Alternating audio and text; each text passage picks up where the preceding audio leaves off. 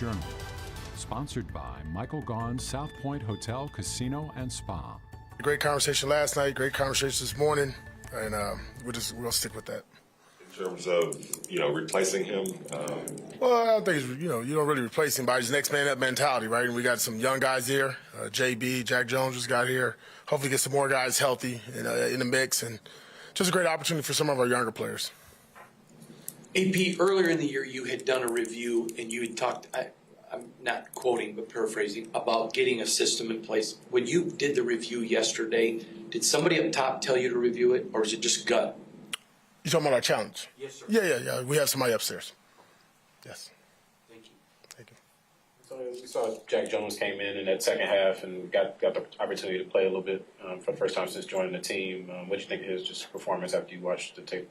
Yeah, it was good to see him get some more reps than the week before against Miami. Obviously, he's going to be a work in progress, learn the system and scheme, but, the athleticism is there, the skills to cover what we want to do from a schematic standpoint with PG and the defense.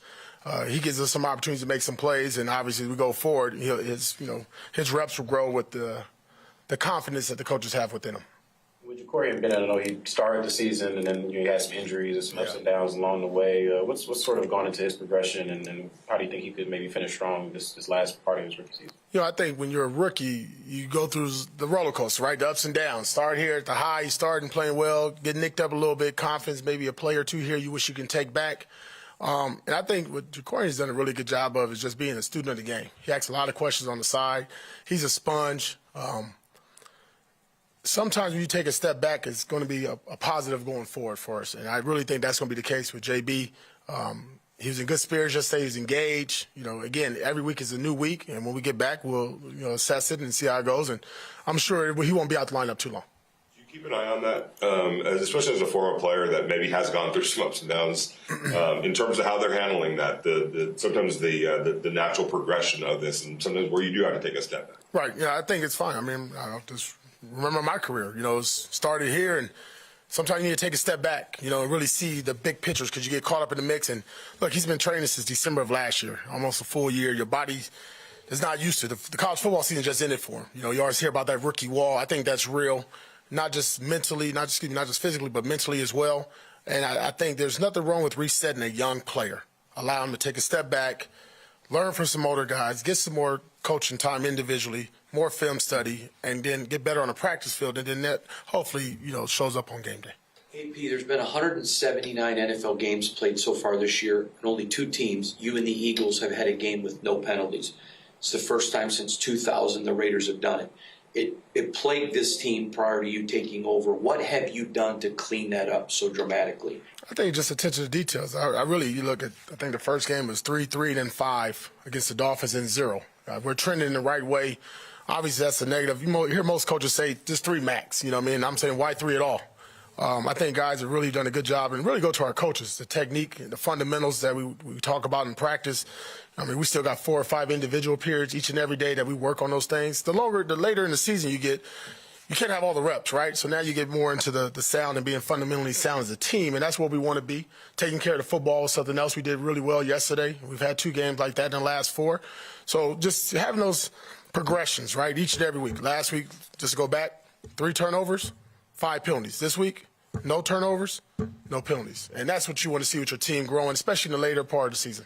Coach, throughout your career as a player and a coach, what would you say are some positives you can take away from having a bye later in the season? Get healthy. 12 straight weeks in National Football League. That's tough. That's hard on the body. And for our guys, they fought. You saw Max Crosby did a hell of a job coming out there. Colton Miller coming back. For those guys to come back and now have an extra, 7 or so days to get ready before our next game, before we play the Vikings, is huge for our team. Also, I think, it's also an opportunity for us to reset mentally. It's been a lot of trying times this year, a lot of ups and downs. And you sit back, you reset, you think about it, spend some time with your family. And then, come towards the end of the week, you start missing football again. That Friday, that Saturday, Sunday, you're not playing.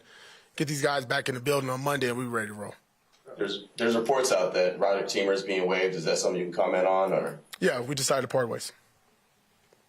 Obviously, there was an incident that kind of led to that. What's the lesson of that for your team? And is it worth having a conversation with the team about? Yeah, it is. I mean, just making smart decisions. I think it goes for all of us. Ultimate respect for Teamer as a person. Got to know him well, had a lot of good conversations with him, wished him the best. Sometimes it's wrong timing, bad timing, and this is one of those cases. We decided to move forward, but I think all our guys need to understand this. Whatever you do on and off the field affects the decisions that are going to be made in this building, and we're going to do the best to protect the brand, the shield, and the Raiders organization. AP, several of your players on both sides of the ball have discussed their input in the game plan. It's being listened to, it's being acclimated. How much of that comes from your experience as a player, where you felt like, man, I could offer, I need you to listen to me, or how much does it just come from a coaching philosophy? A little bit of both. I have been coaching for quite a while now and obviously played as well. I think the input that you get there, especially from your good players, right? I know you're talking about, right? Jacobs and Devontae. You'll be foolish not to listen to them, what they think works best for them or what they can do. I think that you then have to incorporate within what you're trying to do with your scheme, and does that fit in for this opponent? And every week it doesn't work out that way, right? Some weeks it's 100%. We take everything, all the input. Other weeks it's like, we got to put this on the back burner. But what also that does is it put everybody together, right? The players, the coaches, they're connected. They're working with one another. It's a team win. It's a team loss. I've said that before.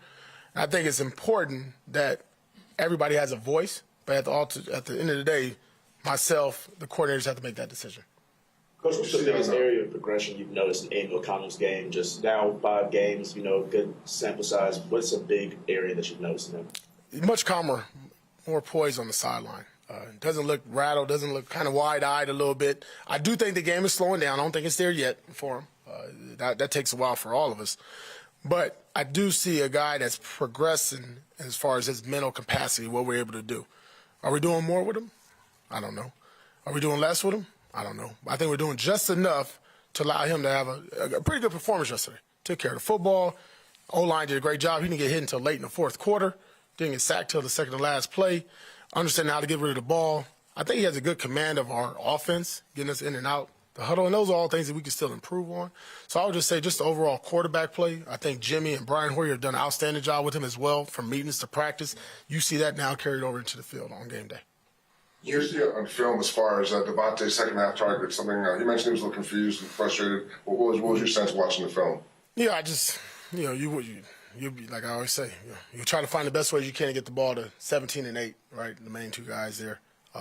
Sometimes it doesn't work out. Either we miss the throw, we don't see the throw, we don't see the player, or it's designed for somebody else.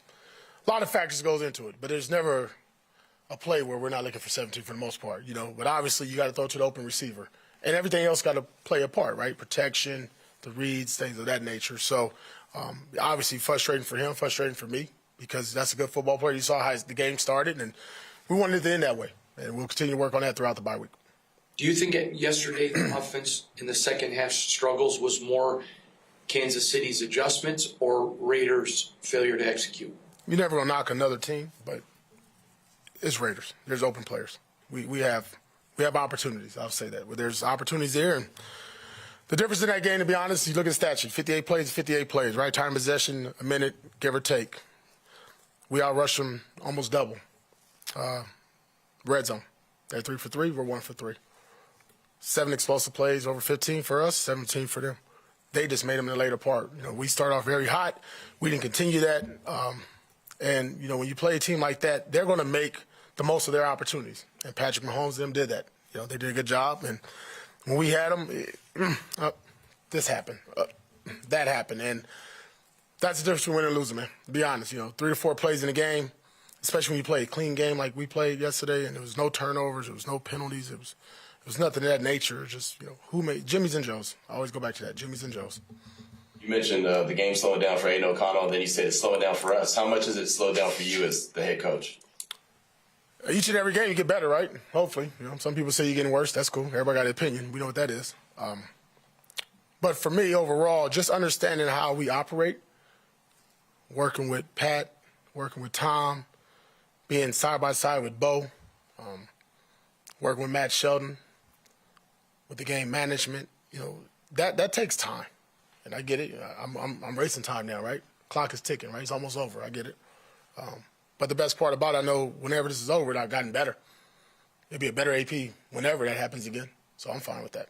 You talk about the players, getting healthy and all that. But what about for you? There's been a lot on your plate too this last month. What happens with Antonio for these next few days? Shit, get right. I got 5 weeks. Get right. If I don't get right, I have a lot more time off. 52 weeks. I could do the math. Antonio, as a first-time head coach, as an interim coach, how tough or how easy is it to come to the decision to release somebody like Marcus Peters and deal with the teamer situation as well? Yeah, it's always difficult when you have to release a player. That conversation I don't look forward to. Hate it. To be honest, I hate it. It's not good. It's not a good feeling. Me and MP had some good conversations throughout this entire process. When I was a linebacker coach, when he first got here, on and off the field, somebody I respect as a person. I respect what he's done in his game. He's a professional. But it's a business. We're all going to get cut. We're all going to get fired. You get hired to get fired, right? So he understands that. I understand that. It's a part of business that we all hate, and it sucks. One more, Honda. You've seen general managers as a player and as a coach, and Champ believes in you, and I'm just curious, what are your thoughts of him as a general manager and the job he's doing? Well, I think it goes hand in hand. Like, if we're not partners in this and walking side by side, that's a problem. And you've seen really good relationships in the NFL from afar. And I think what Champ has done, which I really appreciate, is he has his opinion, he has his thought and his vision, but he brings it to me before he even says anything, asks me mine. And I think if we agree or disagree, we walk out understanding what's best for the organization, what's best for the team, what's best for us. And when you have that, then there's no hidden agenda, and everything's out and open. It's black and white. There's no gray in this room. There's no gray in this building. Everybody knows where they stand.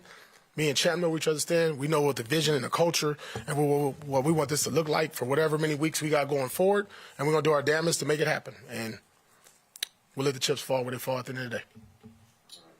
Appreciate it. You've been watching Breaking News from the Las Vegas Review-Journal, sponsored by Michael Gaughan's South Point Hotel, Casino, and Spa.